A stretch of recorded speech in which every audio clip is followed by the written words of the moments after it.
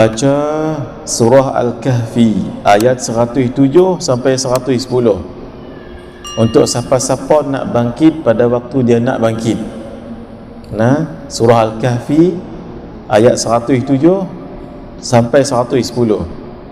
Innal ladzina amanu wa 'amilus solihati kanat lahum jannatul firdausi nuzula sampai akhir. Ya, ayat 107 sampai 110. Tak kira, bukan kata untuk tahajud malam saja, untuk kita kerja pun tak apa. Mungkin nak rehat saat, nak lepas lohok rehat saat, pukul 2 nanti nak bangkit, 2.30 kah ada meeting. Sebelum nak tidur baca ayat ni, niat pukul berapa nak bangkit. InsyaAllah bangkit. Itu mujarab, amalan mujarab yang kami terima daripada guru kami Syekh Ahmad Fahmi Zamzam Al-Banjari An-Nadwi Al-Maliki, dan disebut di dalam kitab.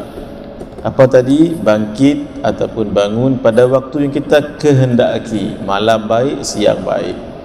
Bila bacanya? Sebelum tidur, ayat surah Al-Kahfi 107 sampai 110. Ni diijazahkan pada semua yang hadir waktu ni, sama ada yang jaga ataupun yang tidur. Yang tidur pun dapat juga ijazah ni. Sementara tunggu isyak. Kita tak boleh nak kata apa tuan-tuan. Saya pun kalau kata saya tak pergi kuliah hari ni habis saya tidur. Letih baru balik daripada kucing.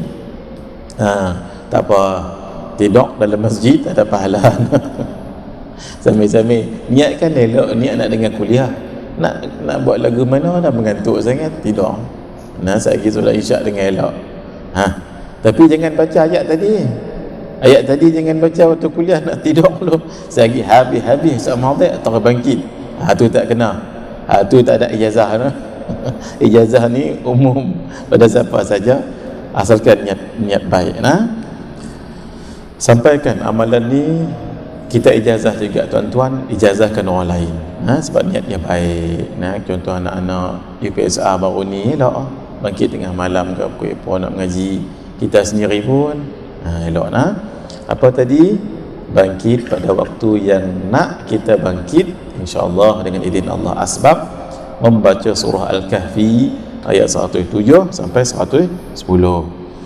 Dan hendaklah engkau bangun dahulu daripada waktu dhuhur, supaya engkau bersedia mengerjakan sembahyang dhuhur pada awal waktu. Awalul waqti ridwanullah. Sembahyang di awal waktu itu keridaan Allah. Keridaan Allah ni jangan main-main tuan-tuan. Besar. Keridaan Allah ni lebih besar daripada syurga, sehingga disebut dalam ayat wa ridwanum minallahi akbar. Keridaan, the please of Allah is greater than the heavens, lebih besar daripada syurga itu sendiri. Setelah itu maka hendaklah engkau mengambil ayat sembahyang. Bangkit nak solat, ayat sembahyang.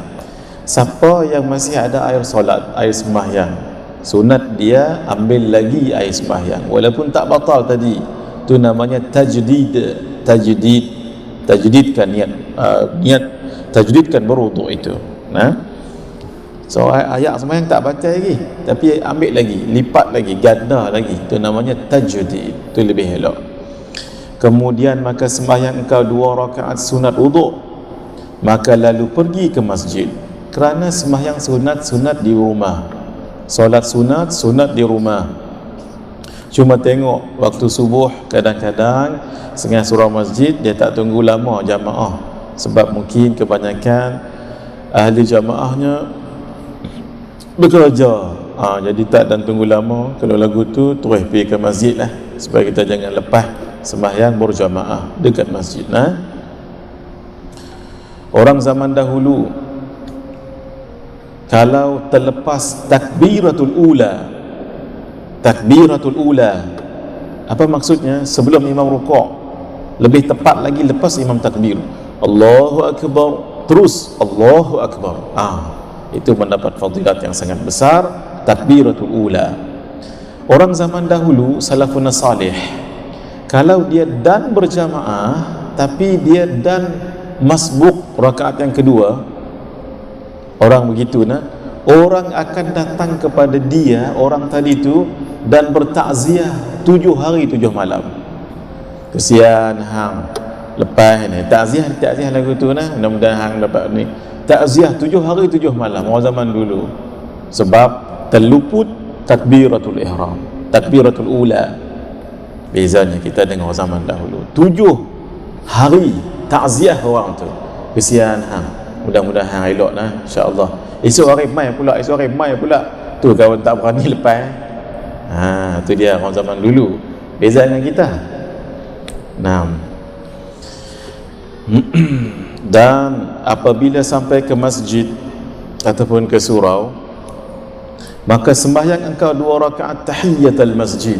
Jangan duduk dulu, walaupun orang mengajak, carilah tiang-tiang teng mana-mana, sembahyang dahulu. Tapi jangan sembahyang depan ustaz mengajak.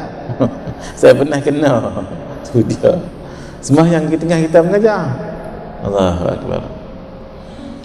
Dan jikalau engkau dengar akan bang, maka hendaklah engkau jawab akan dia. Sebelum solat ni, sebelum solat dengar orang azan, ada jawab azan. Kemudian ni sebut tak ni? Dia tak sebut. Kalau kita tengah sembahyang sunat tahiyatul masjid, orang azan, jangan jawab azan. Jangan jawab azan. Macam mana? Biar dulu jawab azan nanti lepas daripada salam. Assalamualaikum warahmatullahi wabarakatuh. Solat zuhur nah. Assalamualaikum warahmatullahi. Assalamualaikum warahmatullahi. Ambil masa sat. Qada jawab azan tadi tu. Allahu akbar. Allahu akbar. Allahu akbar. Allahu akbar. Asyhadu an la ilaha illallah. Kita jawab azan. Tak payah kita azan tang tu Allahu akbar Allah. Kita pula azan. Sekejap kita lepas lagi sembahyang. Asyhadu an la ilaha illallah, asyhadu an la ilaha illallah, asyhadu anna Muhammadar Rasulullah, asyhadu anna Muhammadar Rasulullah. La haula wala quwwata illa billahil aliyyil azim. Jangan sebut hayya 'alas solah. Orang lain pula jawab lagi. Kita yang pasal kita qada yang tadi tu sampai habis. Boleh? Sama kalau kita berada di dalam tandas jamban, ketika itu orang azan, jangan jawab walaupun dalam hati. Macam mana?